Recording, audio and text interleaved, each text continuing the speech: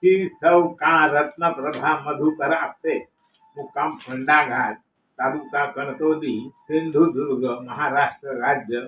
ही बरोबर तारीख 13 मे 1973 रोजी माझ्या थोरल्या बहिणीच्या सौ सुशदा श्रीपाद फडके, मुक्काम कालापूर, ईश्वरी गोवा यांच्या चुलत सासऱ्यांच्या घरी संपन्न झाला. आमच्या 7व्या पिढीतील कुलपुरोहित पूज्य श्री कृष्णा मामा गदाधर केळकर याने पौरोहित्य संपादले. स्वयंपाकासाठी रानटी उर्फ कॅटरर कुणीच मिळेना, त्यामुळे दोघा तिघांना सांगून ठेवले होते.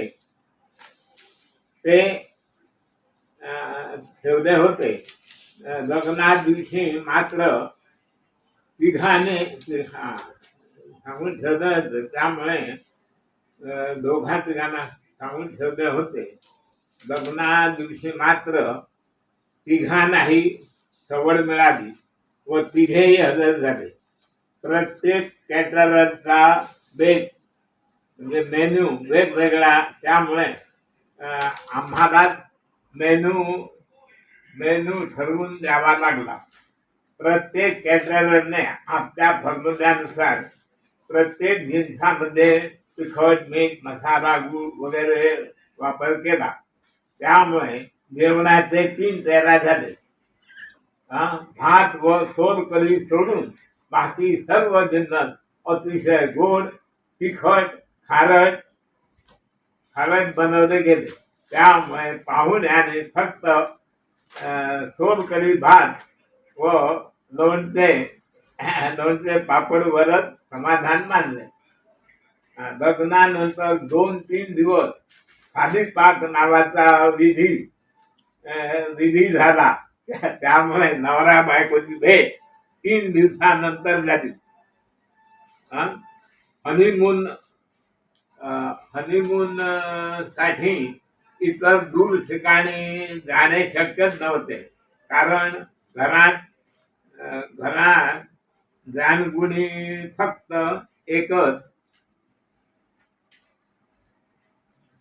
एकच माझी बायको, कारण माझी आई वारली होती व माझी इतर 4 भावंडे लहान होती. त्यामुळे संसारामध्ये लंगडी गाय शहाणी या म्हणीची प्रत्यक्ष प्रचिती आली. लग्नानंतर बरोबर 1 वर्षाने बायको गरोदर राहिली व येणाऱ्या बाळासाठी वडिलांनी एक सवत्स गाय खरेदी केली. मला व वडिलांना गाय दूध काढण्यात अजिबात देत नसे. त्यामुळे 7-8 महिन्यांच्या गरोदर बाई दूध काढण्याचा प्रसंग ओढवला. तिने पूर्वी कधीही गाईची धार काढलेली नव्हती. त्यामुळे अध्यस्त होण्यासाठी गोठ्यामध्ये 5 मांडावा. त्या पाटावर बाई पाय सोडून व्यवस्थित बसल्या व गाईची धार दूध काढले. गायही अगदी शहाण्यासारखी वागली. लाथ मारण्यासाठी उचललेला पाय हळूवार बाईच्या साईडला ठेवला. तेव्हापासून नंतर जेव्हा लाथ मारण्यासाठी गाय उचललेला तो पाय याच प्रकारे अलगद साईडला ठेवत असे. आणि बाई दूध काढण्यात पारंगत झाल्या. बाळंतपणामध्ये 1 महिनाभर गाय इतर कुणाला दूध काढण्यात देईना. त्यामुळे सर्व दूध वासराने फस्त केले व आम्हाला चहासाठी वगैरे डेअरीचे दूध किंवा दूध ताराकडचे दूध घेणे अपरिहार्य ठरले. 1 महिन्यानंतर बाळासह बाई माहेराहून सासरी आल्या व पुन्हा गाईचे दूध काढण्यात बसल्या. गायीने कोणतीही तक्रार न करता व्यवस्थित एक स्थिर तांब्याभर दूध दिले आणि पुन्हा रोजच्या रती पूर्वीप्रमाणे सुरू झाला. तदनंतर 3 वर्षांनी दुसऱ्या बाळाची चाहू लागली व वडिलांनी अजून एक गाभण गाय विकत घेतली. ती व बाई एकाच दिवशी प्रसूत होऊन दोघींनाही पुत्र रत्ने झाले. दुसरी गाय पहिल्या गायीच्या स्वभावाच्या वळणावरच गेली. त्यामुळे पुन्हा एक डेअरीचे दूध किंवा दूधवाल्याकडे दूध घेणे क्रमप्राप्त झाले. ते चिरकाळ तसेच राहिले.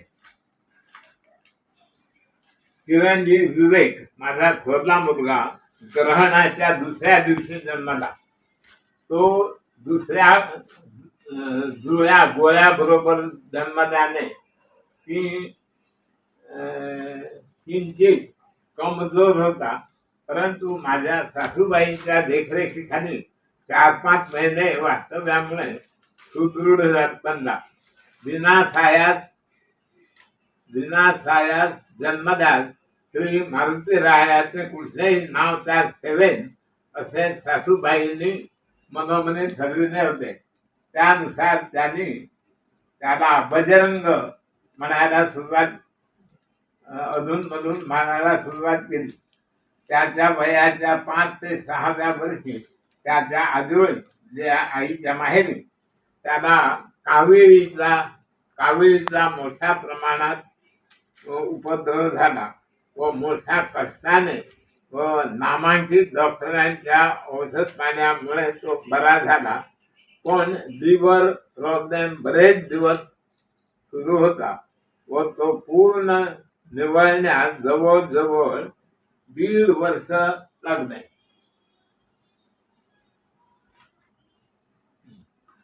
त्याचे जावळ विधी करण्याची आमची इच्छा होती. म्हणून त्याचे केस मुलीप्रमाणे वाढविले गेले. कारण जावळ विधी योग्य वेळ करता आला नाही. त्यामुळे मध्ये केव्हा तरी त्याचे केस कापून आणले. त्याची मुंज त्याच्या वयाच्या 11व्या वर्षी व धाकटा चिरंजीव योगी याची त्याच्या 8व्या वर्षी एकत्र मुंजी केल्या. चिरंजीव विवेकच्या मुंजीचे यजमानपण मी व माझी पत्नी यांनी केले व चिरंजीव योगीच्या मुंजीचे यजमानपद माझा मागचा भाऊ श्री तुळशीदास उर्फ दामोदर राम जोशी व त्याची पत्नी सौ प्रणिता यांनी भूषविले. दोन्ही चिरंजीवान एकुलता एकच सख्खा मामा श्री दिलीप मधुकर आपटे यांनी चिरंजीव विवेकला उचलून घेतले व चिरंजीव योगीशला मावस मामा श्री रमाकांत केळकर रत्नागिरी यांनी उचलून घेतले. मुंजीपूर्वी माझ्या वडिलांची श्री रामकिशोर जोशी यांची अमृत महोत्सवी श्री ऐंद्री शांती व नारळ तांदूळ वगैरेने तुळाभार श्री मारुतीरायाचा सभा मंडपात साजरा केला. माझे थोरले मेहुणे भाऊजी श्री श्रीपाद केशव फडके कालापूर ईश्वरी गोवा यांनी त्यांच्या लाकूड व्यवसायाचा तराजू आणला होता. ऐंद्री शांती झाल्यावर मुंज वगैरे सर्व विधेंचे पौरोहित्य वेदशास्त्र संपन्न श्री कृष्णा मामा गदाधर केळकर व श्री वामन केळकर वगैरे गुरुजींनी विधिवत केले. बहुतेक सर्व नातेवाईक व आप्तेष्ट या समारंभांना हजर होते.